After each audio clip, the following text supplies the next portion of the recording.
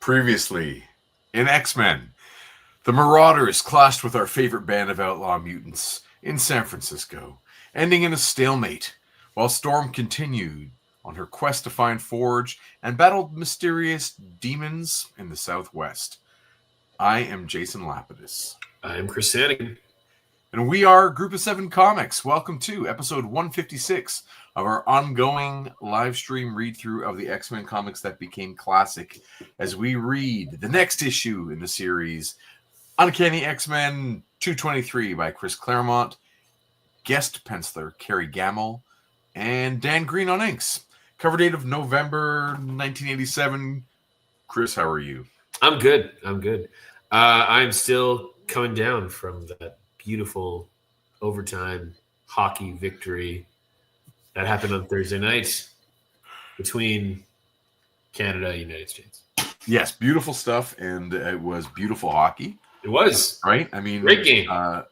That's for me, the bottom line is it was a really quality product. Agreed. Obviously, I'm tickled to the core of my identity with the outcome.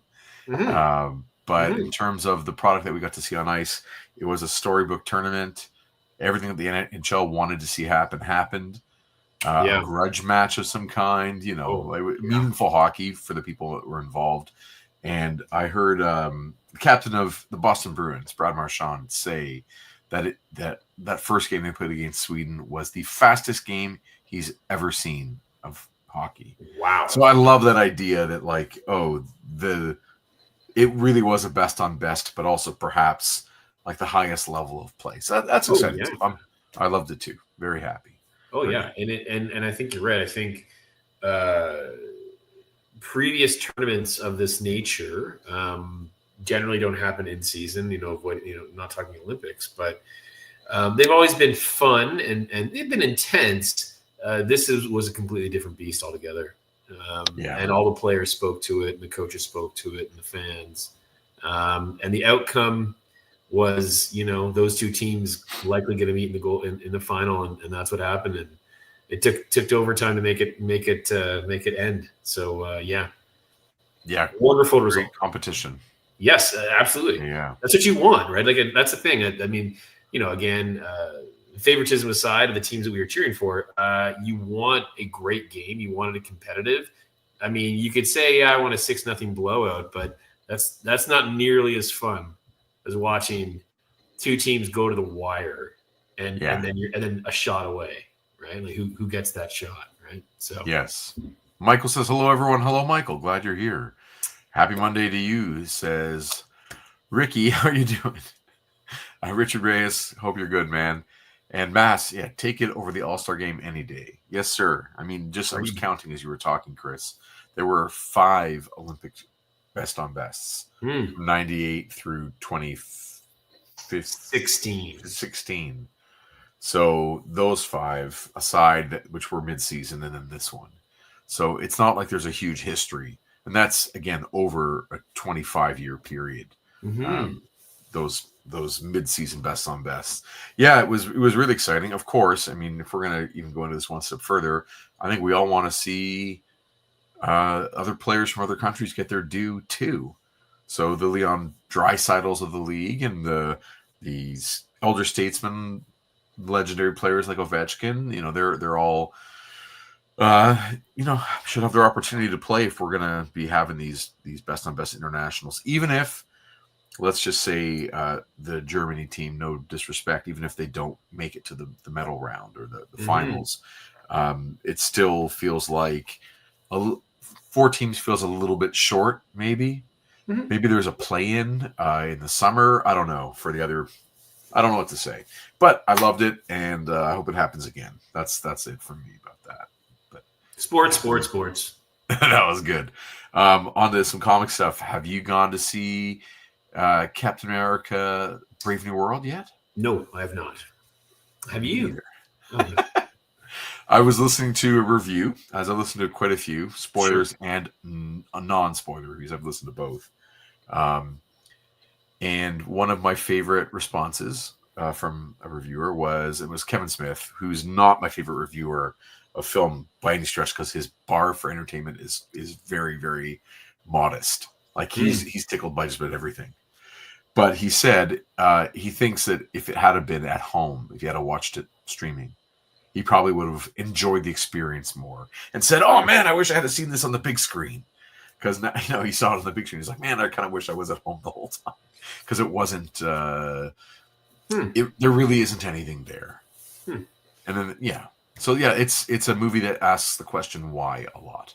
Like, why are we doing this? What's this all about? Why are we taking the time to do this? But probably the biggest hurdle in the reviews, again, no spoilers from us about this because we haven't seen it and I wouldn't want to spoil for anyone else. But all the things that kind of make Sam Wilson a good character in other stories, he doesn't really have the chance to be that guy in these. So where he is counterpoint to Steve Rogers when they're together, he is the grounded man of the world. He's seen everything. He knows today. He knows the landscape, and Cap is the man out of time. In this, he doesn't get to be that version of the character for somebody else.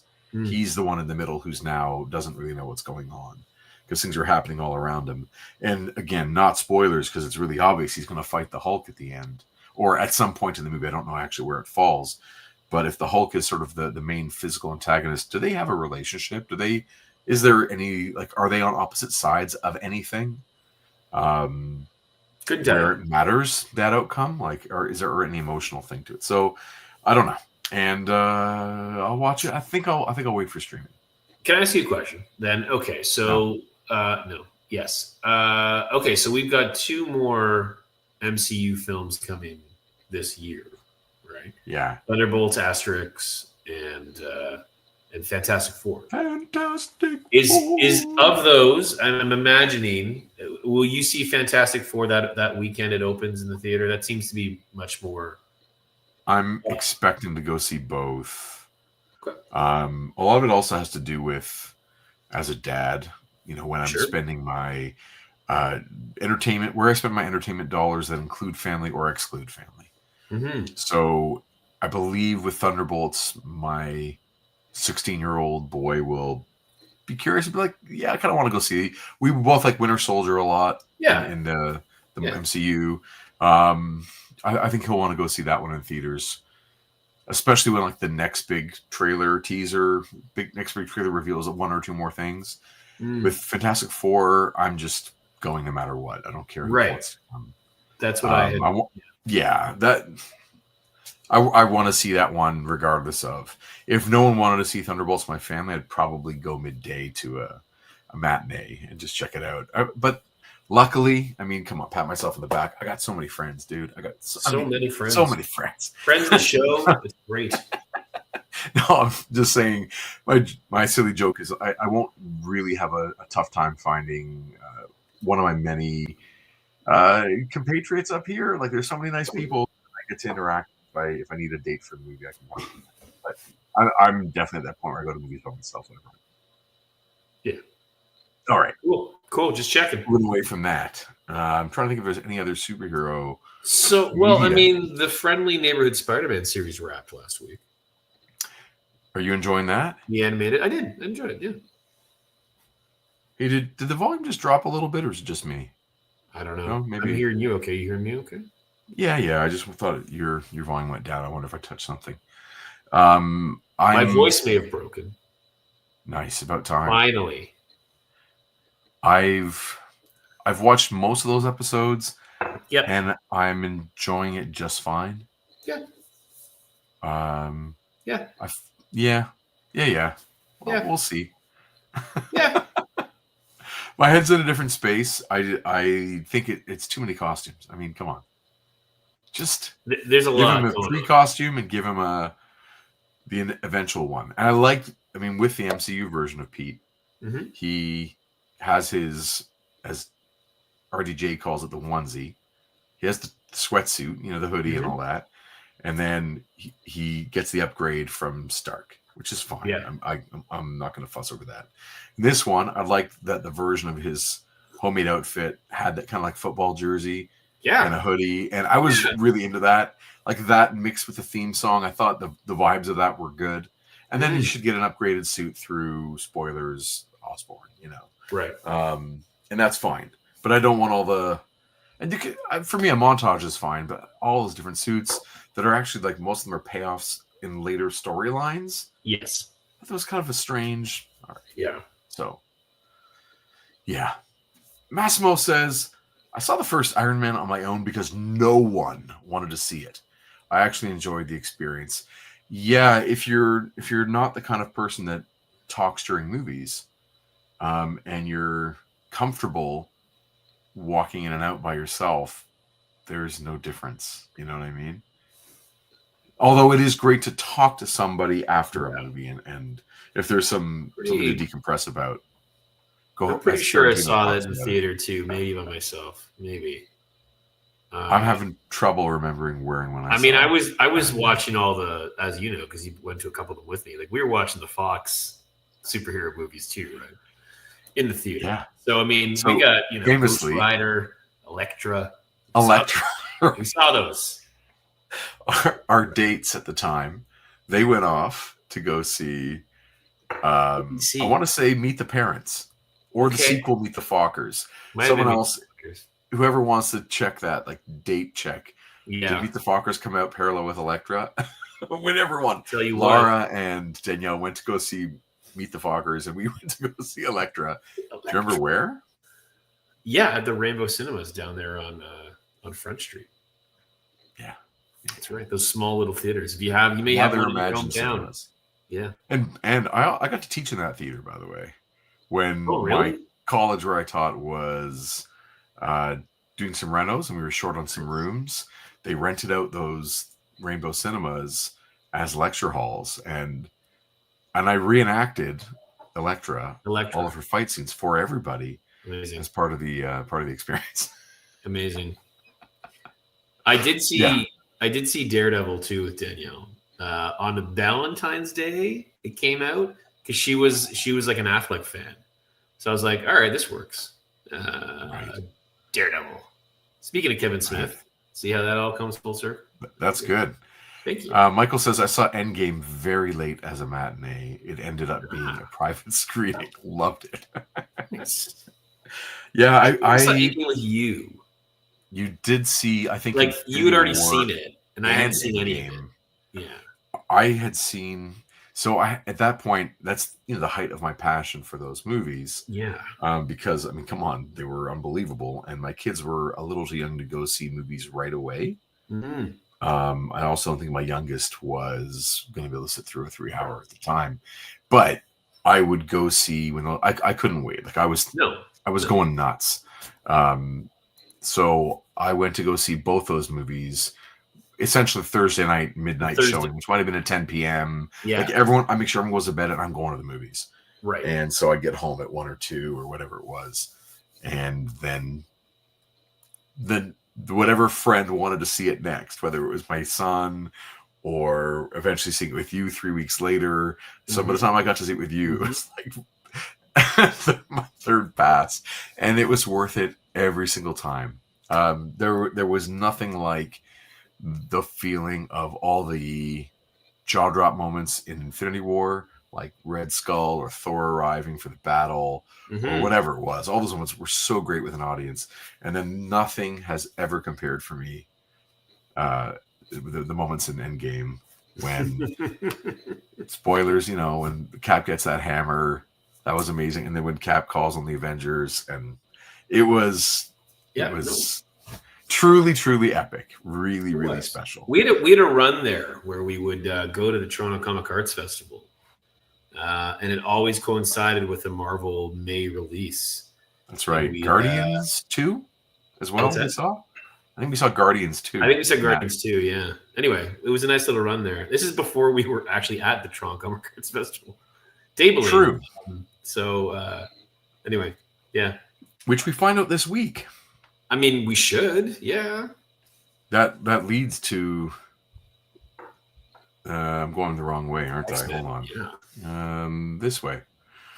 Oh, yeah. So... I've updated that, No, I didn't check.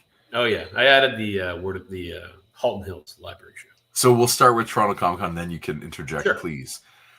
Of course. March 14th through 16th, Toronto Comic Con at the Metro Toronto Convention Center.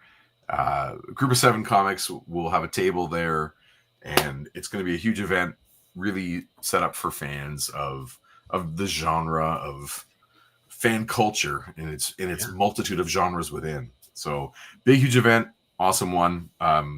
Excited for everyone for that one. And then on April the 12th, I'll be in Halton Hills Fan Fest, which is in Georgetown, Ontario, which is about an hour-ish west of Toronto. At their library show, fan culture comics day. So, and I think I'm on a panel too, talking comics as well. So that's a good place for you to be. Yeah, you're great on panels, by the way. Thanks. You're also great in a ditch. Anyway, then May 23rd through 25th, you and I will be in the beautiful city of Montreal at the Montreal Comic Arts Festival. Can't wait. That one is a fun one. I was talking to friend of the show, Dave Pretorius, today. Yes. We found out that he'll be tabling at Toronto Comic Con. Yes, I saw that. And he's very excited. And so he and I were chatting, and he was talking getting a new book ready, or, and he was saying he's actually he knew he couldn't get his new book done in time. And I put the point that it's not the bookiest of shows, Toronto Comic Con. Mm-hmm. Whereas it's much more like the fan art stuff. Sure. You can sell more sketches and more commissions and prints and more prints. Whereas the flip side, like doing TCAF, is a book show that you don't sell as much fan stuff at, or one doesn't sell as much fan stuff at, which is totally fine. But MCAF, I think, is both. In my time on the plateau, is it on Saint Denis? Could be. I mean, it says there. Let's go with it. If it says it there, then as people buy Star Wars prints, X-Men prints, Batman stuff from me, as well as our books. So I found it was a really good mix. So that is, of course, May 23rd through 25th. You're going to add. Oh, I was going to say, and some of the best, absolute best cosplay by, we think, the same person who showed up 2 years ago when we were there, a couple of years ago when we were there together, showed up the first day or the second day. I think the first day it rained out, was the Friday. Saturday, though, showed up as full Mysterio. Like the fishbowl, amazing. Just looked incredible. Full Mysterio. And then the Sunday showed up full Doctor Doom in knight armor, right? Armor, and looked. And we're pretty sure it was the same guy. I think we chatted with him. And we were both just in awe. You could hear him coming down the street. Right, the clanking of the armor. Yeah. Very intense. Fantastic. Yeah, I'm looking forward to that again, hopefully. Whether it's smoked meat sandwiches for breakfast, lunch, and dinner. Excuse me. So when is TCAF falling? Early June? Yeah, it's the 8th, 9th, 7th, 8th, whichever weekend that is. So that's cool. And that, of course, will be at is it called Mattamy? The Mattamy Center? Yeah, Mattamy Center. Yeah, the old former Maple Leaf Gardens. There couldn't be a better locale for us to exhibit. So come on, TCAF. Get us in there. Get us there. Yeah, I'm looking forward to that. I hope we find out this week some good news, but if not, I'll still go. We always do. Yeah, man. That's all good. This issue that we're talking about, if you're okay with getting into it. Yeah, of course. Guest artist Kerry Gammill. I had to do a little research. I've come across his name for decades. Okay. But I don't really know anything about him. And I think that might be because I'll start with, I guess, could be perceived as a downside, but it isn't intended to be. He doesn't not have a particular body of work within his time in comics. He doesn't have I don't mean run. He doesn't have a run that is that transcends the series he was on, or that he really puts his stamp on, right? Or that is his character that he's known for. Okay. He's definitely on the illustration side, not on the comic creator broadly, like a Frank Miller, where he has characters where he's writing and drawing. Okay. Kerry Gammill is definitely on the penciler and inker side, and is just a house illustrator. So his career starts in the 70s, and he makes his way doing various jobs in the 80s. This is his X-Men comic. He does some covers over in X-Men Classic. He illustrates issues in the Fallen Angels around this time as well, like probably just before this. Okay. And in the 90s, he does also work at DC. So he's one of those guys that works in that mainstream house style where characters look like characters, they're on model, but he doesn't have his stamp on any particular character as being like his version is a definitive version of something. And I think that is to his credit, meaning that he can do everything. Or I was going to say, you know what that's code for is he can meet deadlines. Yeah, probably one of those guys. He's probably an in-house, right? He's probably, if that's the case, it's likely that he's a dependable source of delivery, right? And I would also say that because comic book creators are often crazy, and I say that with great affection, in that it is the least efficient use of one's time as an artist. So you draw more and get paid less as a penciler and inker in comics. The ratio, right? The ratio, yes. And he, of course, like many others, leaves comics to go work in other industries like character design and animation and in other merchandising and things like that. So, like other people like him, Mike Zeck, it gives you the sense that they love comics, but they're not crazy for comics. A crazy person will make comics when there's no compensation or without fair compensation. Like a crazy person, they're compelled to do it. And I'm saying the word crazy with affection and and a little bit of reverence. I don't mean it to talk about mental health in any way. Just using it as a short form, which is probably not a good idea. But usually a person who is compelled to make comics will do it regardless of the compensation. He doesn't seem like one of those guys. I don't get the sense from his body of work that he is compelled to tell a certain story. It is an art job for hire that he is working. And he's darn good at it. But he doesn't transcend that house style in any of his ways. I would not probably buy an issue because he drew it, but I definitely wouldn't avoid an issue because he drew it. Sure. If that makes sense, as a kid or now. Black Spider says, "What's up, my dudes? I've heard of Kerry G.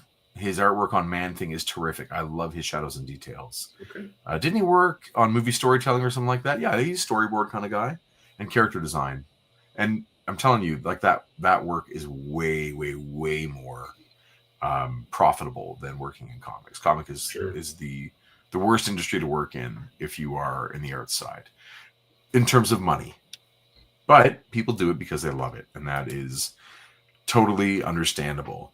Like this cover is great. It's fine. It's no one's favorite moment from the story, and I got my copy here that I've had since a kid. Everything about it works, and there you go. We should want to get into it. We should. It's interesting too because we mentioned last week that the corner box really does nothing. It's like the four most unrecognizable members, and so they've repeated it this month. So I just thought that was interesting. 4 reasons. Yeah, I don't know why. This is also the third cover in a month to feature that color blue in the background. Okay, and I know that because I'm, doing these thumbnails for each of the videos. Like, oh, there's that blue again. When I'm adding color to the background to extend the image. Like, for instance, so this image ends before her elbow, right? So if I was to go back to this and go backward, you see, like under the corner box, I drew that.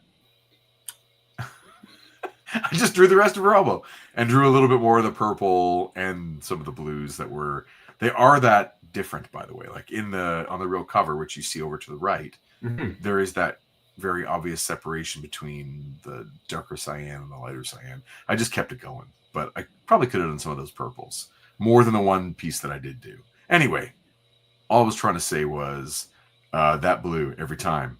Enough, X-Men. Enough of that blue. Give me some new colors. Yeah. Let's move on from this. Okay. Yes. Now look who's back. I was surprised. I didn't want to tell you before, but I've known the whole time. Oh, wow. And I think they look great. I think they look great, too. Like, there's no question this guy knows how to draw muscular, exaggerated superhero anatomy. Like, Totally. that's fantastic. And both Silvestri and John Romita Jr. do not get that detailed treatment usually from Dan Green. He's taken the time to probably honor the pencils and these extra lines that are in the pencils, especially along the ribs of both guys. Really great anatomy. Like you can feel the muscles as you like feel them. Yeah, they're very, very tactile. I find like it's a excellent, especially for a couple of guys who are basically retirees. They look great. Well, yeah. Well, they're superhuman in their way. I also love that belt on Stonewall. Yeah. I didn't put this in the episode description, or I should say like the preamble there. So if you don't know these two, there was, I believe, a 2-issue story arc, maybe around 215, issue 215, that featured Storm going up against a trio of World War II veterans that were heroes in the war and have taken to hunting criminals for sport and for justice on their vast private property in upstate New York. And they mistook Storm for a criminal and then hunted her, and she flipped it on its head and took them down. And they've been brought to justice. Yeah, those are guys you don't want to mess with, says Black Spiders. Not at all. No. I want my Marvel Legends. Yeah. Now I do. But anyway, we can get into this one. Stan Lee presents Omens and Portents. Georgetown. On a quiet, slightly seedy side street overlooking Rock Creek Park, all of a mile from the White House. By presidential order, the prison sentences of Frank Bohannon, also known as a Crimson Commando, and Lewis Hamilton, a.k.a. Stonewall, are hereby and with their full acceptance of the terms and conditions thereof conditionally commuted to service with the Federal Enhanced Powers Strike Team Freedom Force under the supervision of myself, Presidential Assistant Valerie Cooper. So I love the idea of them joining Freedom Force. So do I. There's something about now there's a team dynamic that's interesting. It's not just the Brotherhood of Evil Mutants and a couple of, strange additions like Spider-Woman or Spiral. It's now you've got like Blob and Pyro, Avalanche, like supervillains. And then these guys are not supervillains, right? No. I mean, sure they went in the wrong direction, but they are the furthest thing from a supervillain. Yeah. Anyway. Yeah. I'm into it, and I think it adds a nice combination. Oh, agreed. Well, before we go back. Oh, sure. I also would have just loved it if they had made an adjustment to Crimson Commando's costume. Just give us one other color on his suit, a different red. Give us the dark red that often gets used as Wolverine's brown, maybe on his boots or his neckerchief or bandana. Just something to break up the monotone. Like you can do a monochromatic with different kinds of reds, but it just is a little flat for my liking. But the pencils and inks do such a good job giving us the variety that we need. It's also funny that your copy here, this PDF that you've got from the DVD-ROM, has the same color print error as mine in my hand, where Valerie's skirt has like that green runoff. Oh yeah, isn't that weird? It is strange. It's like a snake. Yeah. I don't know how that actually happens, but those are, I guess, are shield agents in the back, right? They've got shield agent colors, and I'm just standing around, all pointing guns at these guys as they're about to let them go. I guess. I mean, to be part of Freedom Force. Yeah. Do you remember who read who? I think I did Crimson Commando and you did Stonewall. I agree. Okay. That is my consensus, or we have consensus on that. Consensus. All right.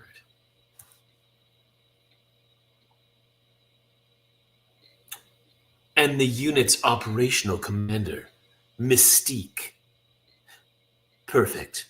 Just what we need. A pair of the over-the-hill second-string retread World War II heroes. I must say, Val, this selection's on a par with the last recruit you sent us, Spider-Woman. So it makes one wonder which side you're on, you know? Spider-Woman was my mistake. That's why the rest of you weren't penalized when she deserted the team. It won't happen again. That's right, it won't. The deal's simple. We play the federal game. We get pardoned. Any one of us breaks parole by committing a crime or deserting. Everyone else pays the price. Try a double cross, gentlemen. You'll answer to me with your lives. Yes, me, boss. My old granny Willamazoo could say these two. Bad, Pyro. You Aussies think your grandmas can take anybody. I ain't never met a whole country had such an attitude. Of course, this time, for once, you might be right. Way I hear tell, Mr. Stonewall, you're supposed to be the guy who can't be knocked down. Only Storm did it to you twice. Shoot, anything that skinny, scrawny X-Men skirt can do, the Blob can do way better. Whoa! My bruise, my chips, my favorite chair. What happened to me? In his prime, nothing could knock Stony down. But age takes its toll on even the best of us. Storm caught him by surprise. He's a proud man. He won't be caught off guard so easily again. We, all of us, have flaws, Mystique, and weaknesses. Isn't the purpose of a team and teamwork to compensate for them? To make the whole greater and deadlier than the sum of its parts? You're a Kokyo Koja chum. But don't forget, you're the new lads. You want a piece with us, you earn it. Douse your flame slave, Pyro. Make ready to put your ability to control fire to serious use. An intruder approaches, I go to teach him the error of his ways. What? Spiral. She dances between dimensions and manipulates reality. Whoever's coming this way, I pity him. I think it's miscolored her costume and not a great reference for Kerry Gammill to do her helmet. Yeah. But anyway, miscolored, weird bikini Barbarella outfit this time. But all good. And to your point earlier, like just a weird addition to the team. Who, Spiral? Yeah. Yeah. I mean, I think there was such success in the change of, how do I say this? Like the change of the template or the paradigm with teams when you have one member as the mysterious magic, like Raven. Interdimensional being. Yeah, there's something about having Raven on that team that is, 7 years earlier than this, or 6 or 7 years earlier on the New Teen Titans, that it changes the way that people think about what should be there from now on. It's really practical to have an enigmatic magic user. They can be possessed. They can conjure characters from other dimensions. Like they can do so many weird, fun plot device things. But it also looks good to have these different kinds. So I remember, who did I get in the conversation with? Someone at a convention a couple of years back, we were talking about the visual makeup, just the silhouette of a team, and what really makes a team look great in superhero comics. So having one giant character, one small character, a couple tall, like the variety of looks. And the first, of course, being the Fantastic Four. They have this amazing chemistry as a group visually because of the size differences and a couple drastic colors. Of course, the orange from the Thing and red and yellow from Johnny Storm, and then you get those beautiful blues from the rest of the outfits. It's like you got everything you need right there. So a lot of teams take that template, exaggerate it, and visually it adds a lot. So this Freedom Force has these pieces, and I think that's cool. And so she brings a story element that is interesting, but man, is she a weird character so far. Yeah. One other point I wanted to bring up, maybe it left me. Well, I mean, it's funny, in the previous, page, we see Stonewall pretty big, and you see, speaking of sizes, Blob is even towering over him. Yeah. It's funny how Blob has changed size. It feels like, I call it the Power Girl boobs. Oh, yeah. Maybe continuum. I don't know. We need another word for this. But basically, the first artists who draw her, she's not ridiculously endowed. She is just chesty, a proportional female character in superhero comics, in the 70s. And then each artist that kind of gets their hands on her, figuratively, over the decades, takes a certain thing and exaggerates it. And eventually she's the chestiest, like famously chestiest character in mainstream American comics. But it's sort of just like, it gets there inch by inch. I don't have a way to... Anyway, so with the Blob, I think in his first appearance in the early X-Men comics, it's not his height that is great. It is just his width. His girth. Yeah. Same with the Thing, by the way. The Thing is not... Reed Richards is taller than him or as tall as him in the early appearances, and he just gets bigger and bigger depending on who draws him. Yeah. Michael says, is this the first mention of Stonewall being immovable? I thought they mentioned it in like that two issue run. I guess you'd have to go back and watch that episode. Maybe I'll put a link when we upload this later. I don't remember what exactly his power set is, other than being fairly resistant to impact and great strength. And maybe when he plants his feet, he doesn't get moved. I think that might be... I don't know. I didn't expect it to this degree, but especially not throwing the block backwards. Right. I did not expect that, but it's all just writer's delight. Well, the thing I wanted to mention before was I would love to know about Task Force X. I guess that must predate this.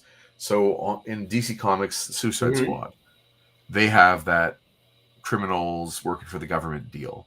Yeah. And I'm pretty sure Task Force X in its original form definitely predates this. But the idea of getting your sentence reduced might be a Suicide Squad 1980s, but I don't know if it's before or after this. But I feel like both universes have room for it. I mean, it's Thunderbolts. We're all like, it feels like it's all there.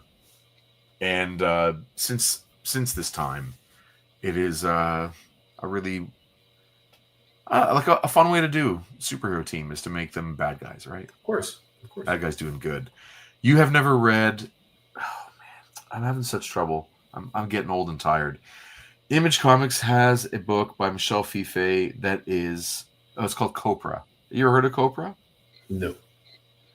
Okay. So it's an independent comic that Image agreed to publish eventually after, I think, maybe the first season of Copra. And basically, Michelle Fife has made analogs for every character he loves in Suicide Squad. And he just does the story he always wanted to do. And it's a sprawling, maybe 60 issue. I don't even know how many issues it's gone on. But it has a really loyal fan base. And it is, like I said, sort of like Suicide Squad, but off the rails. Okay. And unapologetically using the characters from it, with just tweaks to their designs and names. There you go. There you go. All right.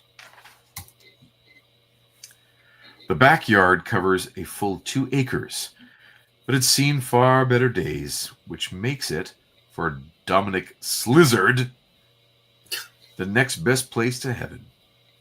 Land slopes pretty steeply toward the park. Nudge here or furrow there. Should take care of any problems with erosion, huh? Is that a wind?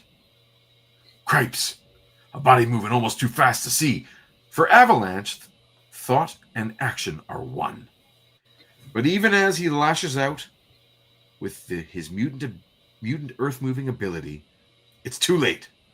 Sorry, Charlie. You have to move lots faster than that to catch me. Ah! Spiral appears from nowhere elsewhere. He never sees the foot that trips him. And even though he twists in midair like a cat, ready to run the moment his legs touch the ground, proves to no avail. Is this an enemy, Mystique? Shall I slay him for you? No! Mystique, don't hurt him. He's no threat. He's a friend. That's a third member of our trio, Martin Fletcher, Super Saber. We thought you'd been killed, Martin. How the devil did you survive? I think it's pronounced Sabre. What's that? Sabre? Super Sabre? No, from The Office. Never mind. You know me, Frank. Always been tough to kill. Been laying low, look at my wounds, biding my time when I heard about you and Freedom Force. Figured I'd come bust you loose or join up myself. Arrogant little man. What makes you think? Hey! That scream. Destiny. Irene? It does say Irene. Irene. She almost seems like an endearment. What's wrong, old friend? Darkness, madness, more teeth tearing. Ravening, all-consuming, never satisfying, no light, no hope. Shattered, broken, plunging, tumbling, dying. Is she playing Scrabble? I think so. So much, too much lost, cannot bear.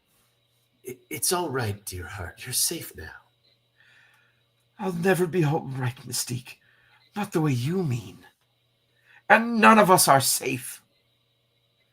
I was using my precognitive talent to check on our foster daughter, Rogue, as I do from time to time, searching the future for any significant threats to her life. Mystique, I found Oblivion!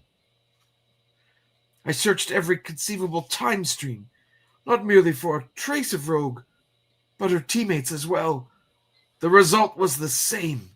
Mystique, sometime, very soon, the X-Men are going to die. Dun dun. By X-Men Comics. Yeah. And you too can own this George Brett video cassette about how to play baseball. Yes. I mean, it's a fun thing to hey, let's get this on track for some kind of major event. Yeah. Let's start to move the sort of season narrative forward. Mm-hmm. All right, Very so cool. now we've got a Dark Omen. We do. Let's see what happens. Let's see what happens. I thought they were in the Southwest. I don't know why I thought that. My mistake.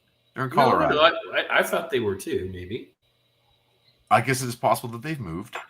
It's possible. Well, they started off in Dallas, right?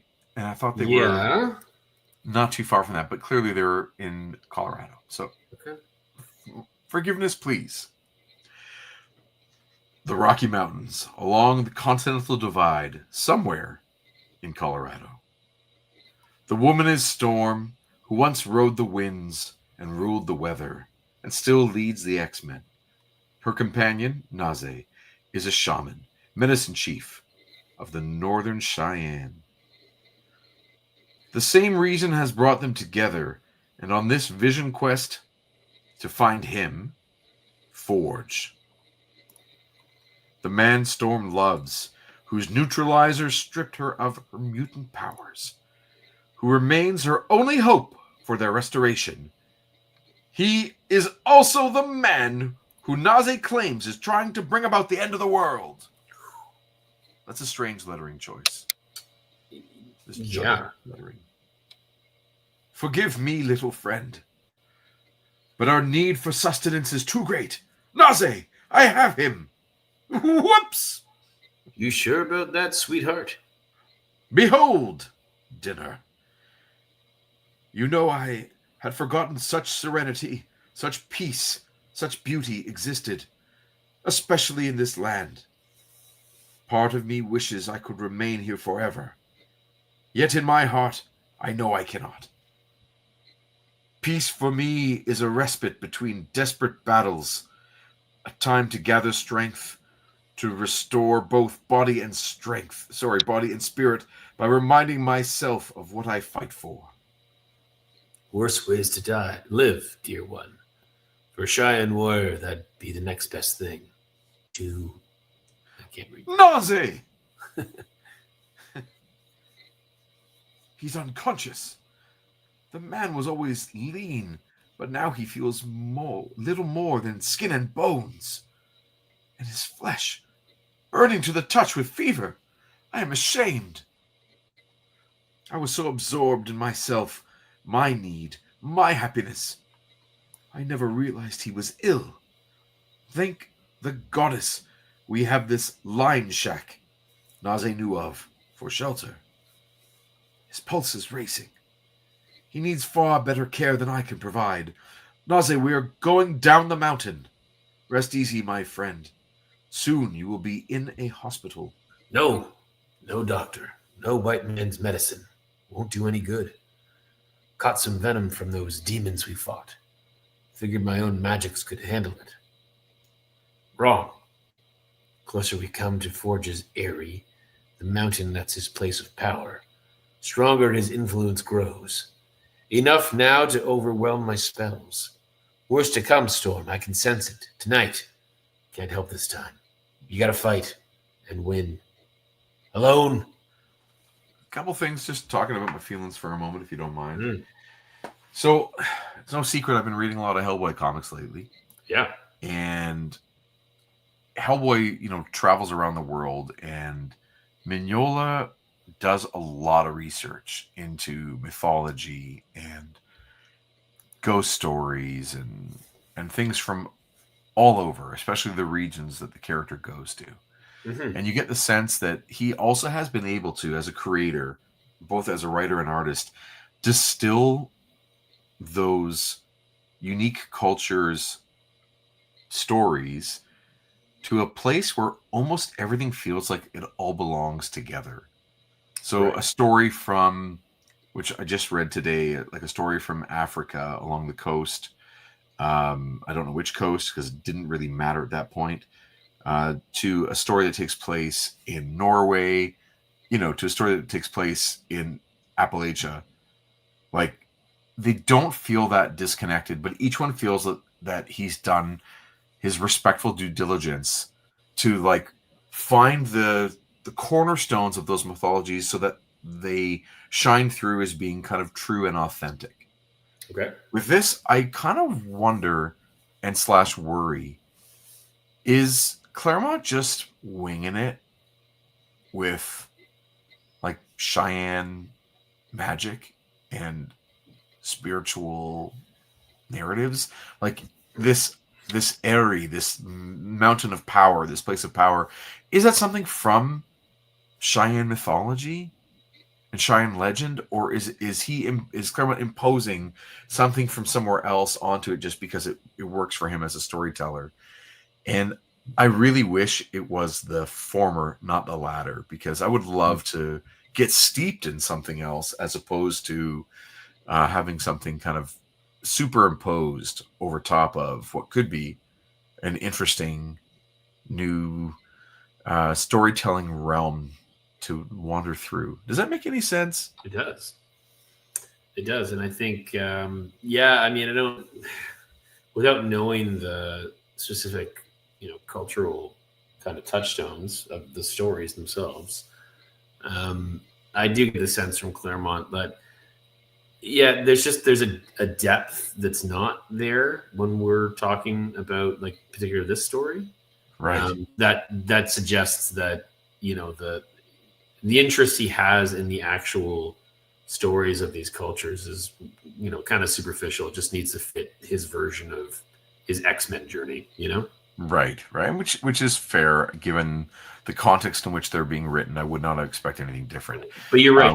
You get the sense when you read Hellboy that it's and even though he's so much more economical with his words, Sure. on the page, you do get the sense that he has spent a fair amount of time, whether it's research, whether it's, communicating with communities. I don't know what it is, whether it's his own independent stuff. But the stories that he pulls out and how he represents them in the Hellboy books come across as, they feel, maybe they're, they at least have the feeling of authenticity without being able to necessarily say that, but they certainly have the feeling from a reading perspective. Well, with the Hellboy stuff that I'm reading, because it is in the form that it's in, there are forewords and afterwards, and he gives notes. He says, I was in Prague. Okay. I found this puppet shop that had these amazing puppets. I read this short story about this ghost that inhabited a puppet, and I thought, Hellboy can do with that. And he then incorporates, I'm paraphrasing, by the way, and mixing things together, but he has his experiences reading for pleasure and reading for research, and then finds ways to see parallels with the larger journey that Hellboy is on. Right. So I'm finding that all really fascinating, and it makes me want to know more about each of the mythologies that Mignola is putting forth, or having Hellboy go through, as if we are Hellboy and we are getting to experience these different stories from around the world. In this case, I want to know, but I don't get the sense that it's Claremont's secondary or tertiary mission to actually have these things steeped in real mythology. But I wonder if there would be so much more power in it if you felt that there was something, meat there. Have you ever read Macoma, like the Hellboy story called Macoma? No. I think you'll really get a kick out of it. When you're reading it, you really get the sense that it is being pulled from several traditional myths, done in the oral tradition out of Africa, when colonials get there and start writing down stories. Right. You get the sense that these are some of the stories that were written down in those times. And it feels really, really ancient. It's awesome. Really. Yeah, really I absolutely adored my library edition of Hellboy Volume 1, and now must buy number 2, and so forth and so on. Yeah, we got years, man. It's beautiful book. Yeah. Yeah, we got years. We'll get through them all eventually. I will tell you right now, number 4 is out of print, but it's coming back into print shortly. I was told by Omar, who is up on this because he knows that I want all of them. He knows what to feed you. Yes, he does. I picked up the third one on the weekend, so I'm probably about I'm on a story called The Island, which I'll probably finish tomorrow, but yeah, then I have to wait another month or 2 to get the next book. Anyway, back to this. All right. Queens. This is a weird Transition. This is a weird page. Yeah. Queens, blue collar borough, working man's bar. Nothing fancy about either. But this is where you'll find the people who consider themselves the backbone of the Big Apple. Real people with real problems and real fears. You're at a place called Jimmy's, by the way. Jimmy's. You didn't want to say that. This page comes out of nowhere and is going to leave us somewhere. Right. I don't know what's going on here. Yeah. You want me to read the jerk? Whichever. I don't mind reading whichever. You be the reporter. I'll do this. Okay. But why do you feel so strongly about mutants? You're saying we shouldn't, Mr. B? You say we should feel different? No way. We're human beings. And mutants aren't. I can't actually see who that character is. Is it the character with glasses and the cup? It's that guy. I really like your call, Mr. B, and respect you, as a person. But how can anyone who writes so smart talk so stupid? I see a picture of one once, a mutie. He had blue fur, for crying out loud, and a tail. He didn't even have a decent name. He called himself Nightcrawler or some such. That's human? Mr. B, we're human. That was something else. Look, man, we're all working stiffs. How do we compete with some clown? Some melt steel or have to truckload just by thinking about it. Times are tough enough. We fought hard for our jobs. We're supposed to let these freaks take them away? That's a different guy, but I just kept going. Pardon me. Yeah, no, it's fun. It's all the same voice in a lot of ways, like the Well, same. sure, yeah. It's coming from the same place. You want to call it racism? Fine by me. I'd bust your face though if you said that about me and blacks. Ouch. I'm not loving that, but that's why I want to say it instead of you. I don't want to put you through that. Harry here and me, we go back all the way to high school and the army. Our kids grew up together. We ain't the same color, but we're still people. My kids hanging out with mutants? I won't stand for that. Any child of mine gets involved with one, ain't my child no more. And if any baby of mine was going to be born a mutie, I tell you, Mr. B, I'm a religious man. I believe in the sacraments. But I wouldn't let that abomination even be born. As God is my witness and my judge, I'd kill the monster. Noted. Can I quote you on that? Like, is there a reason this page is here? I obviously this is going somewhere eventually, Right. And this is just part of Claremont's pattern of giving us a, elsewhere, back at the farm or back at the ranch moments. Are we going to meet this Mr. B again? Hey. Are we going to meet? Yeah. Hey, do you remember how humans hate mutants? Well, if you forgot, this guy exists. Right, but in this 22-page story, it has no place. Yeah, that's fine. I wonder if we're going to see, like, his shirt says, by the way, his nice pink shirt. It says "human and proud of it," and it's interesting living in a world where people are wearing paraphernalia with sayings on them that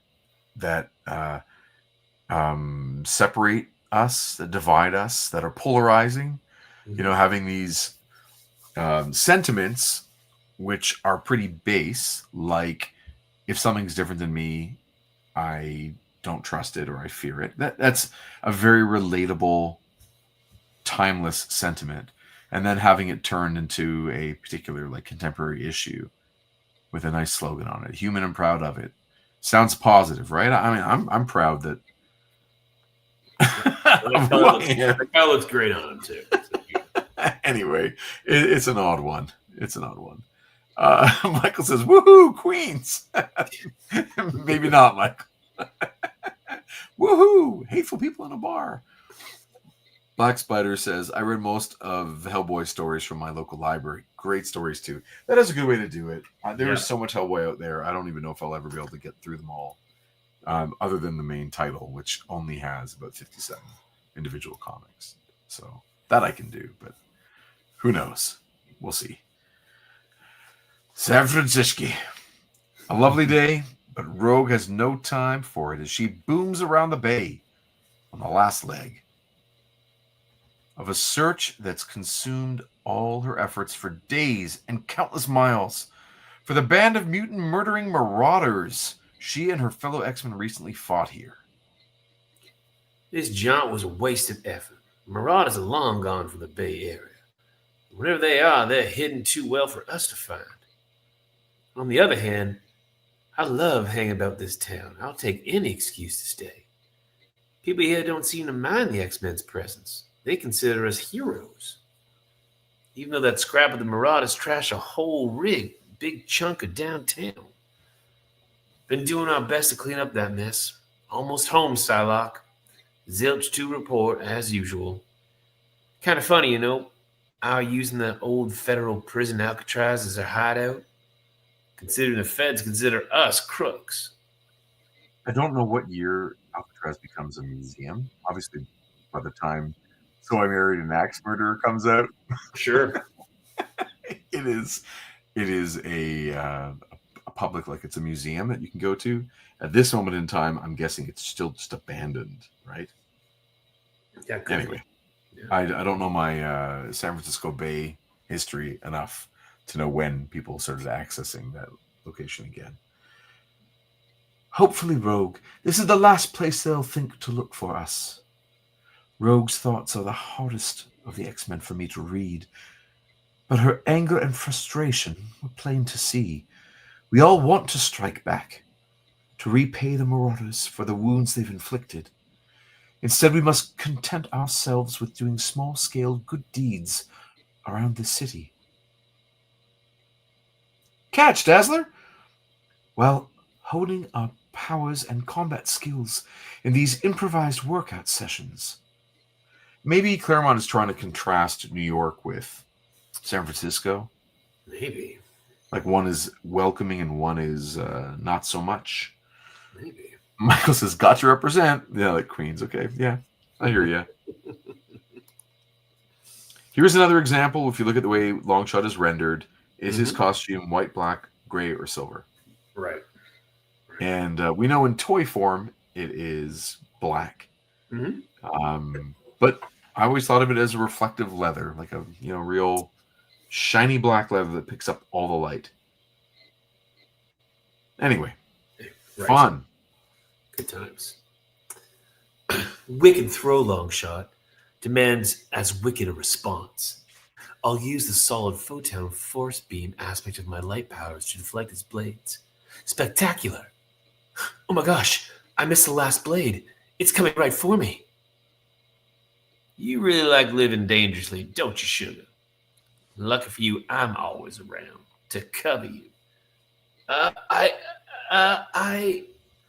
Nice save, Rogue, but it shouldn't have been necessary. You'd rather I let her die, Wolverine? Would have taught the girl a lesson. Cute, boss. You were grandstanding, Dazzler, with that ricochet stunt. Wolvie, do you mind? Your cigar smoke, my voice. I'm a singer. I thought you were an X-Man. Which is it, girl? Make up your mind. This is no game. Don't show off.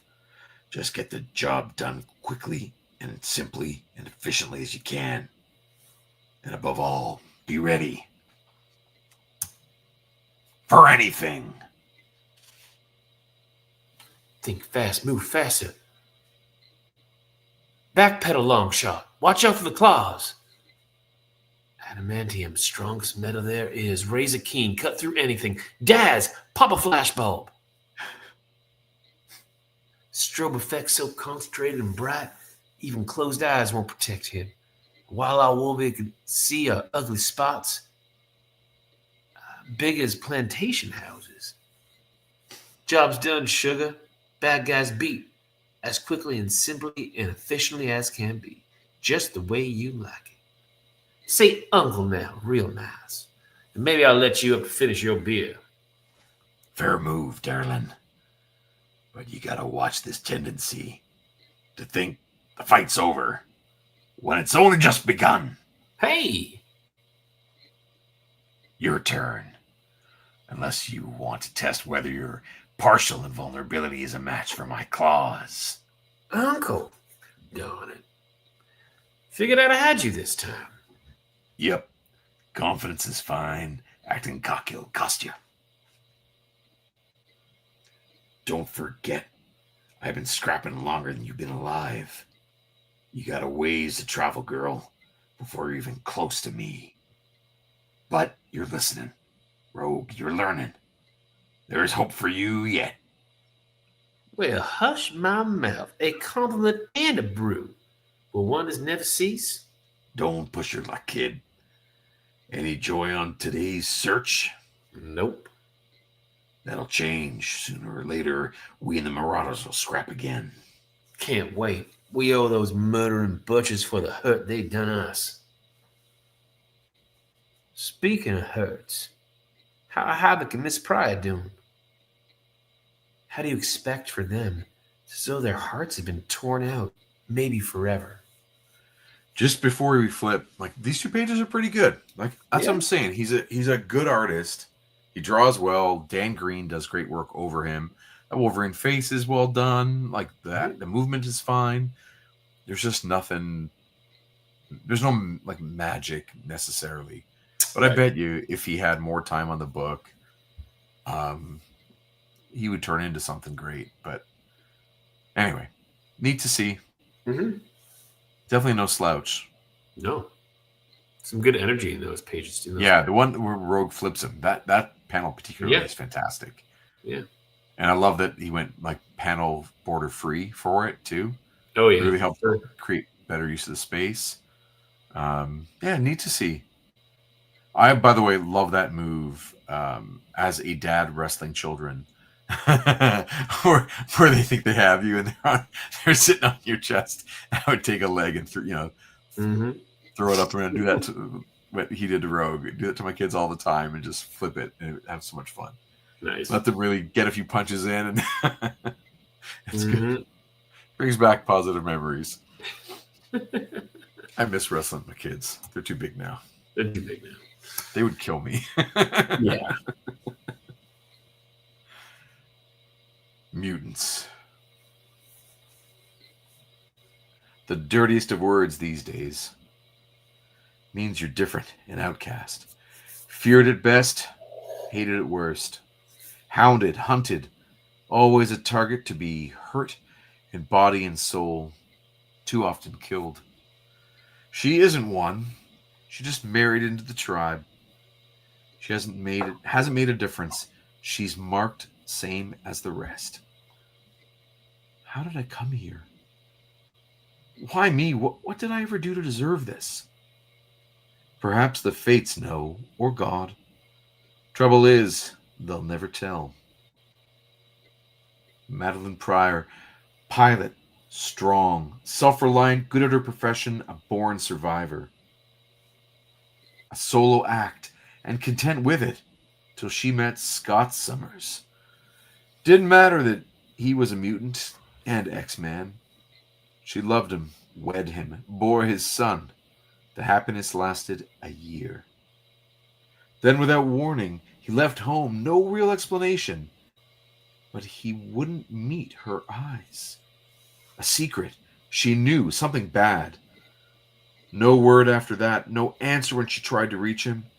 In San Francisco, the marauders stole her child, left her for dead. She was in a coma for months. When she awoke, she discovered she ceased to exist. She knew who she was, but there was no proof. Every scrap of documentation about her had vanished. She'd become a non-person. There's nothing left. Not even my wedding ring. Every possession obliterated as completely as my past. I turned to the police for help. They couldn't find any record that my baby had even been born. They thought I was crazy. The doctors, too. I was starting to believe them. Wondered if the life I remembered was all a dream. Some poor, lonely, psychotic's desperate wish fulfillment fantasy. Until the marauders came after me again. The X-Men saved me. I almost wish they hadn't. Was Scott lying when he said he loved me? Didn't our marriage vows mean anything? Why hasn't he tried to find me? Doesn't he care? Stupid question. His actions are his answer. I lost him the minute he walked out my door. And I've even less hope of finding my son. He could be anywhere in the world, if he's even alive. What's the point of even looking? Not far away, Alex Summers chalks up his daily miles. This is his way of dealing with pangs of the heart, with pain of the flesh. Occasionally, it even works. Someday, somehow, Lorna, I'll find a way to break the Marauders' control over you. We'll be together again, to live happily ever after. Huh? That's Madeline. What's she doing? Why is she standing right at the edge? Oh my gosh. She mean to jump? Madeline, don't!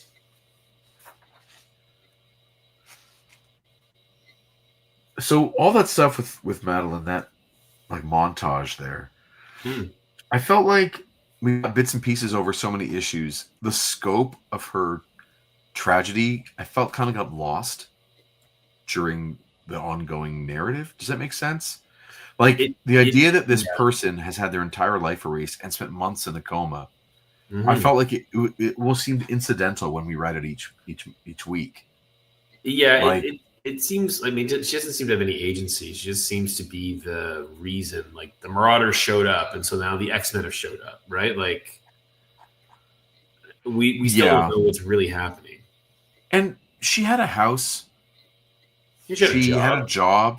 She had Like a they baby. know there are individuals who know of her existence, unless they've all been killed. But maybe say that if that's the case.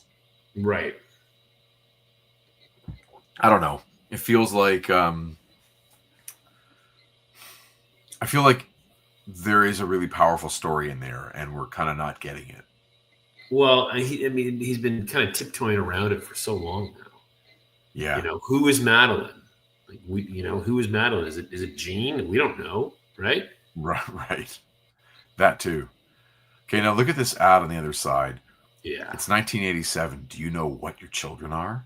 So that's where we're going with all of this. Like, it's going toward this Mutant Registration Act. Yeah.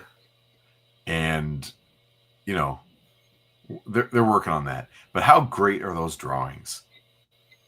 Do you know who this did is a them? guy named John Bogdanov. Okay. He was the artist on Power Pack for a stretch, and the X-Men Fantastic Four limited series, at least a couple of the issues. Man, he drew kids so beautifully. Each of these look like it's taken from a photo reference and then cartooned. Yeah. But yeah, really, really great. They look great. Unlike John Byrne. No, John Burns. Monster children. Monster children. Like, Byrne, can you just take a look at a photograph, please? Just once. When you're drawing children. For God's sakes. No, Bogdanov kills it with these kids, man. Yeah. Michael says, didn't she work for Cyclops' grandparents? Yeah? Or lived the in airline? Yeah? Something like that? Could have It been. feels like we're supposed to be experts in this, Chris, but it's... Yeah, I don't know about that. I don't know anymore. So. Too many comics. And it's just a minor detail, but you're probably right. Yeah, great ad campaign. I love how like you don't know where even to read next.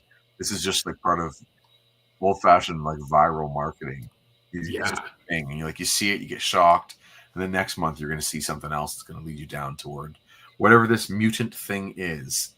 But labeling people with these hate words, right? This is some propaganda as old as time, and such powerful, really, really powerful stuff.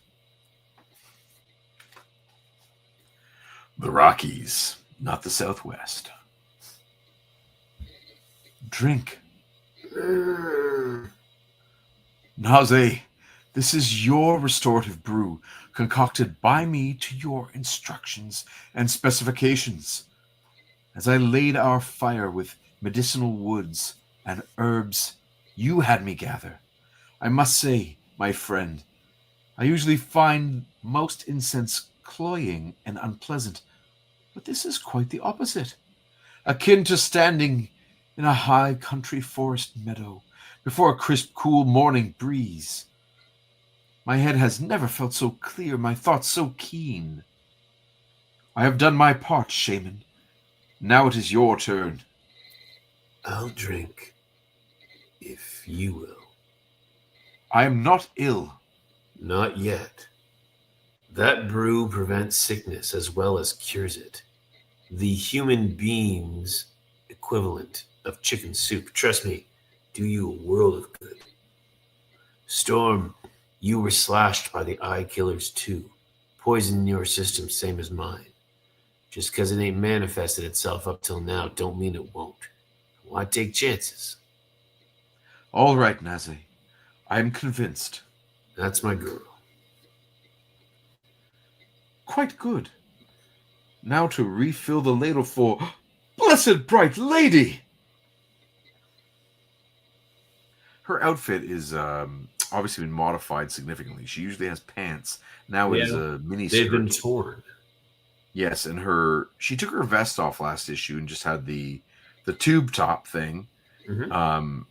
But now she has the vest and no shirt underneath.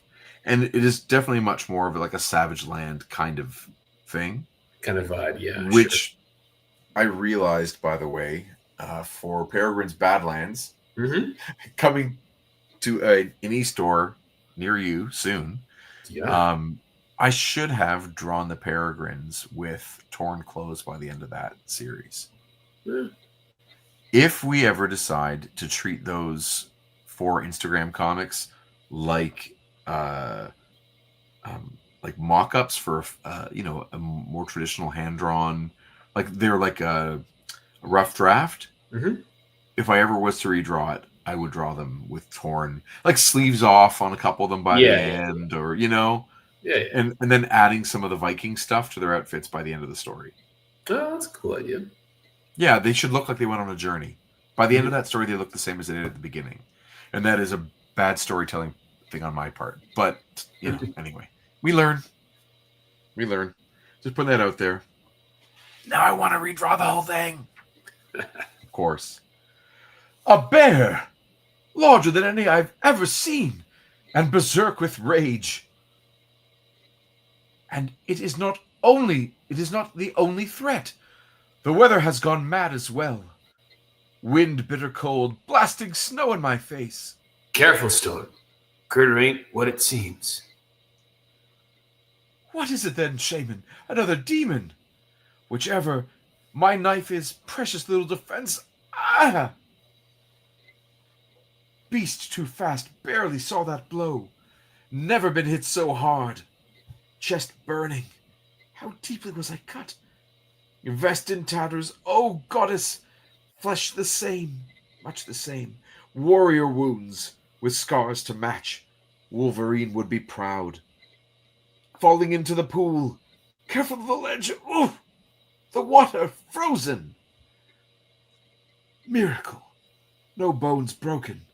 Not crippled, merely wounded. What luck! How can this be? It is midsummer. Yet the pond froze solid in a matter of minutes. The land is being swept by an Arctic blizzard.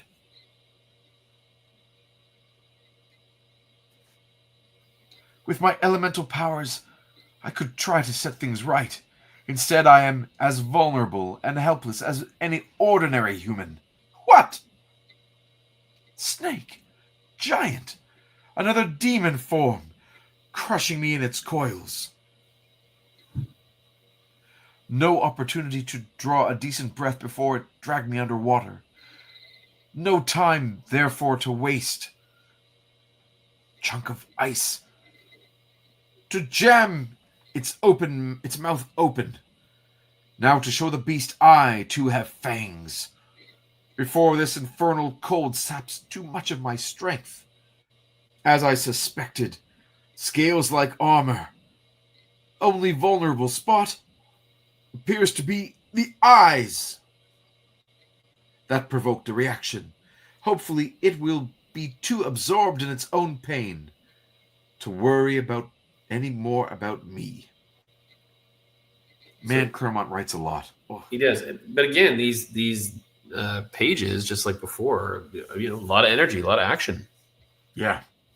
Yeah. But he does write a lot. Oh, my goodness. Blast! Mistimed my leap. Let myself be thrown at the rock wall instead of the shore. A hard climb, especially in my condition. I feel hardly any pain, only a chill numbness throughout my body, a bad sign. But this is a shorter, quicker way back to Naze. That cry, an eagle above me, hidden in the snow. The eagle is Forge's sign. Naze said we were nearing his mountain of power. Has he come to us? Is this madness his doing? No! The snake, too far from the ridgetop, barely able to hold on to the rock as it is. What is the snake on to perch like that? Okay, never mind. Two small feet. If I let go a hand to draw my knife, I shall fall. And that demon knows it. Goddess! Explosions!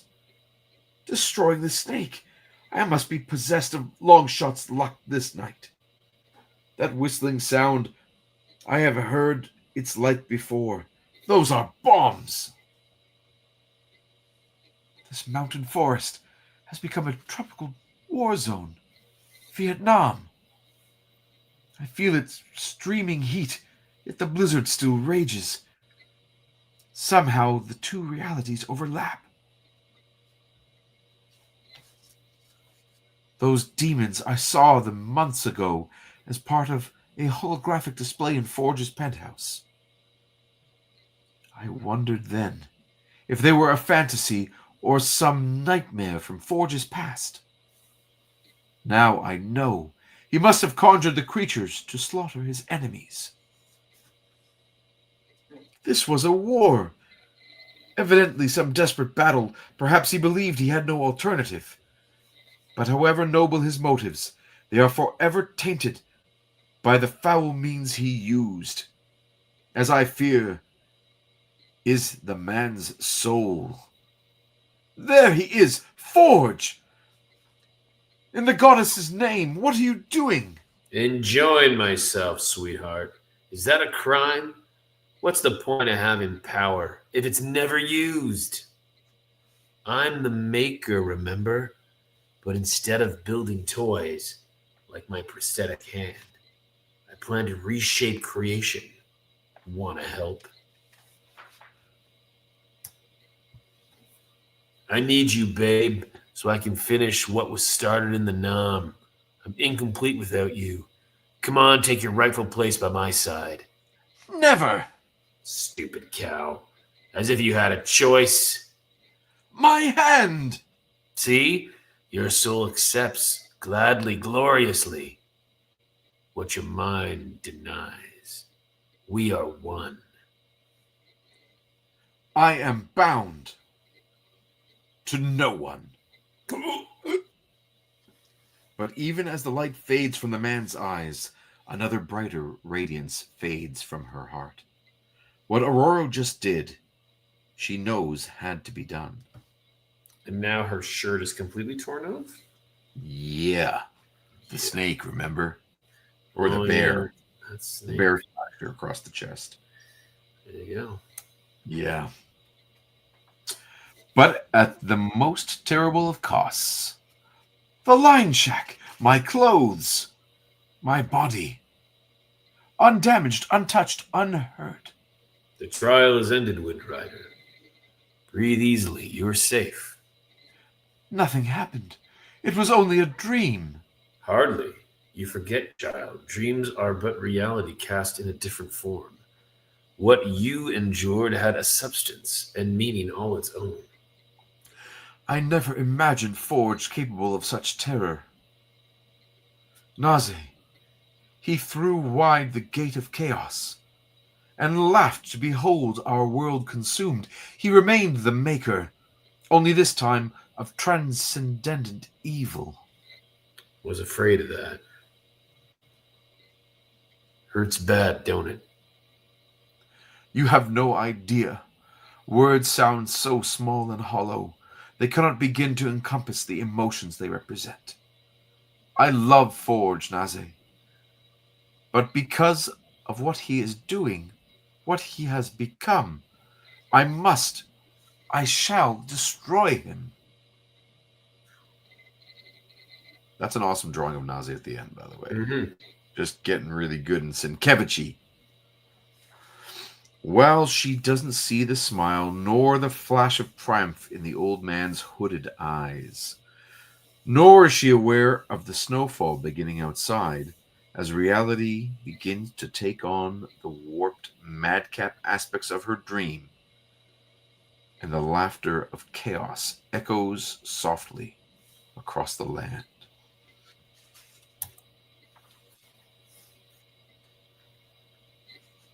Alcatraz. Take it slow. Take it easy. Step at a time. Last thing you want to do is spook her. Why are you way out here? What's wrong, Maddie?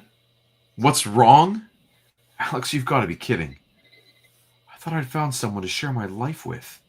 Instead, I'm drowning in grief and terror and pain. People are trying to kill me. They've erased the fact of my very existence. They've stolen my baby. And I haven't a clue of a reason except that it's bound up with my husband, the life he leads. I'm no mutant, Alex. I'm not an X-Men, but I'm part of your war. I'm one of the non-combatants who always gets maimed and slaughtered by the bullets aimed at you. My whole life, I fought to stand alone, to depend on nobody but myself. Only now I can't. So you want to quit? Human beings can't survive in your league, Alex. So what's the sense of even trying? Hey, lady, you're not the only one who's suffering or who wanted a normal life, only to see it blown to bits. The woman I love, Lorna Dane, leads the Marauders. She hovered right above where we're standing and dared me to knock her out of the sky. She said if I didn't, I'd be partly responsible for everything she did afterwards. I knew it wasn't really Lorna speaking, that she was under the control of another Marauder, Malice. Lorna wasn't the villain, Madeline. She was a victim. Malice loved it. Watching me squirt made her day. I faced Hobson's choice. Whatever I decided, either way I'd lose. So I made my decision. I fired and watched her magnetic shield deflect my plasma blast. If worse comes to worse, all I'll have left of Lorna's and my life together are memories. But you, Madeline, you guys have a child. If you give up, what happens to him? I loved and trusted your brother, and he let me down. He wasn't there when his family needed him. I'll never forgive that. And I'll never let myself become so vulnerable again. That doesn't mean you have to stand alone. If the X-Men is anything, it's a family. I've only just begun to realize that. We're strong because we stand by each other. That way we can survive anything. That way, no matter what, we'll win. You sure? Bet my life on it. Then, chum, so will I. Next, the dark before the dawn. Whew. And there's an ad for Solo Avengers on the next page. Yeah. Which was a series I bought. I was so excited because I thought Hawkeye was kind of fun. Sure. And he would sort of do a story in the first half. It was just him.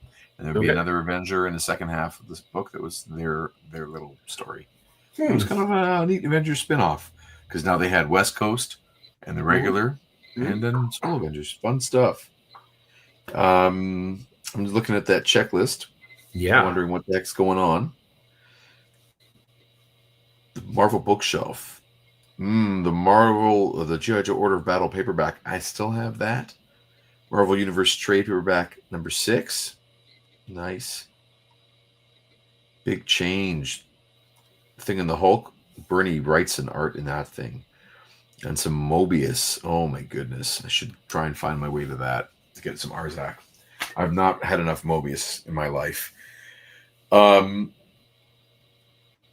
Alvin says, never forget the thigh blade. Yeah, I do the thigh blade on the Peregrines. Just putting that out there. I like that idea very, very, very much. Big fan of the thigh blade. Comics, man, comics. Overall, what'd you think of this issue? You know, I mean, it feels like a few stories kind of, thrown together to make one issue that weren't enough for one full issue on their own. It jumps around a lot. We have that one page completely seemingly out of sequence in Queens. Freedom Force, Yeah. Alcatraz, Colorado, Queens. Mm-hmm. Those all the locations? I think so. That's a lot for 22 pages. It is. I think 3 is like a good soap opera, but this feels like it's one of those soap opera issues that is just giving you a little hint of everybody as we're moving toward the bigger thing. Have you read ahead? Do you have any idea where this is all going? No. I really hope it's going somewhere good. Obviously, we know where the Storm Forge story is going. Mm-hmm. In that she's going to have to realize at some point that Naze is manipulating her. Sure. So we'll see where that goes. I wonder if there will be another like what's happening with the mutant stuff, the political climate, the social climate, I should say, because it hasn't got political yet. So I'm wondering where that's going to go. Yeah. X-Men versus Marauders, is that going to become something? Yeah, right. That's got to, you know, like a real battle. Come to a point. Yeah. And then where's Freedom Force and all of that? Because they're obviously getting their team shored up, so they're ready for another battle. It feels like they're going to give Madeline Pryor some powers. They're going to find, like she's going to get some weapons, get an exosuit. Like that feels like she's ready to go fight to find her son. So let's get her a Vindicator armor from Alpha Flight or something. It feels like that would be the next step. Is that she wants to start training and get her some guns and whatever. And I'm cool with that. It's probably not going to go there, but it feels like it could. It's a pivot point, I'm hoping things go somewhere good, because if these are one of those issues that where you're jumping between big asteroids, like in an asteroid belt, you're like, or lilies on a pond, or landing places, whatever weird metaphor or analogy you want to use for this. This feels like an in-between issue, right? Yes. And hopefully there's something stable that we're really going toward, because it's been a while since we've had a really significant X-Men comic. Agreed. Or 2 or 3 in a row. It was like, it's been 10 issues, since maybe the Mutant Massacre. Yeah, there's been a lot of, there's been some fun issues, but generally speaking, it's, this is a property that every, 7 to 10 issues, there's a new event type thing. Right. Even just a 2 or 3 issue story that has stakes, where it feels like the culmination of the seeds that were planted.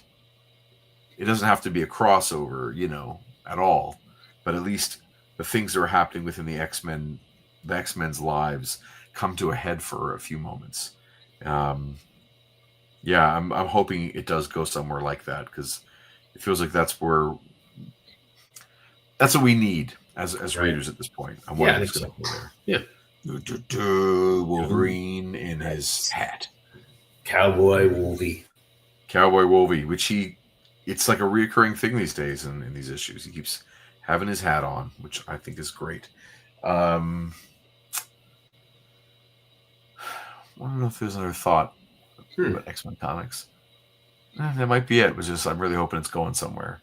Oh, that's exactly what it is. Dan Alvin says, must read contemporaneous X Factor for the full-blown extended Maddie melodrama.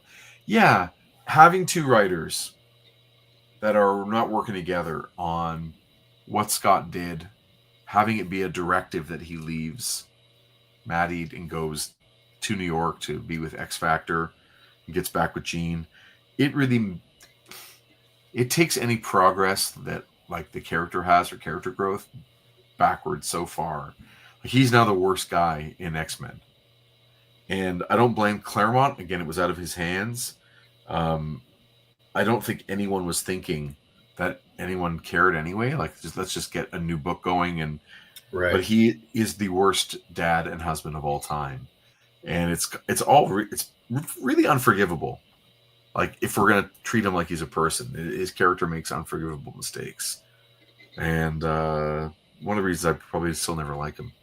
But in the cartoon, you want to compare it? I thought he was like almost free of blame in the cartoon. Yeah. Because he didn't even know. He's like, I'm with this person. I think this is Jean. And all of a sudden it's not. Yeah. And then how do I let go of the person that I've just made a baby with and bonded? And he was totally screwed over. So I thought that was a nice version of this broader story without giving him all the responsibility of being a terrible human being. Dan says, you're saying you want a 3-issue overarching story on the near horizon? Something like that. Yeah. Maybe. Yeah. Why? Maybe. Do you know something we don't know, Dan? I mean, I know what's coming, kind of. It's been a while since I've read ahead. But I know that we've talked about there's an event that happens in Dallas. Where did we come across that again? Well, I mean, Destiny says something at the beginning of this chapter. Yeah. But was there something? In Excalibur, they mention it. Right, because you read ahead in another story. I read that one, Like yeah. The Events of Dallas. I'm going to get my box out, which is right here. Hold on. Oh, it's crazy. See what issues are next. I'm interested. X-Men box. What's here? Oh, yeah. Well, next month or next issue, Mhm. got a long shot rescuing a lady from a car, Okay. and Havoc is there. I wonder if that's something. Then right after that at 225, we got a thing. Okay. It's coming to a head right there. Oh, yeah, 226. Special double-sized issue. There you go. Okay. So it Double-sized. is all happening, right? There is lots of shenanigans are coming down, which is cute. I think that should be a fun thing to be talking about. Totally. Next week Mhm. is the first week of March. Yes. Correct. Yes. Episode. We're good. Yeah. In 2 weeks, I will be overseas. That's right. So we won't have at least we won't have a live stream that night. We'll figure it out. But the week after, I'll be back. So there will be at least 1 week. In 2 weeks, we will not have a live stream. But I figure we can figure something out. Okay. Anyway, just putting that out there. And that means that this is next week. Mhm. And the 2 week one. Whoop, don't want to show. Don't want to show. That would be the one that the first part where I'm going to be away. So we'll figure that out. Okay. Anything else you want to talk about, Mr. Sanagan, before we call it a night? I don't think so. I think I think we're good. Yeah. Well then. Well, I do want to say some shout outs here. We got some new subscribers. Sure, man. Mr. T USA 1980. It's very specific. It is. I feel like I know exactly who that is. Martin Murray and Modified. Thank you for subscribing to our channel. We are now in the 380s. We're getting there, dude. We're getting there. Now in the 1 380s. bit at a time. That's right. Yeah. Always making our way to some ever-changing finish line. Right? That brings us to the end of another episode of Previously in X-Men. Thank you, as always, to everyone's good buddy, Mr. Chris Sanagan. Thank you, writer of Group of Seven, A Most Secret Tale, and Peregrines. You can find out more about our comics and upcoming appearances at groupofsevencomics.ca. Of course, that's with the number 7. And you can follow us at Group of Seven Comics on social media. Please click like on the video, subscribe to the channel, tell us your take on X-Men comics, or perhaps the specific issue in the comments section below. It really does help get our channel to new people. And other than that, we just want to thank you for hanging out with us, and stay safe, stay kind to each other, and stay Xy bubs. And we'll talk some more comics next time. Do I open these? Do I not open them? I think the box looks so cool. I kind of have the figures in other, paint jobs or whatever. Do you have the shields? No, but what I really, really want, and this is the most childish thing in the world, is I want that little gun. Because that's what my childhood toy came with, but I want it in this scale. I don't know what to do. I'm really conflicted. What do I do? These are the choices of our lives. Yes, I'll tell you what I do is I end the stream. That makes sense. Yeah.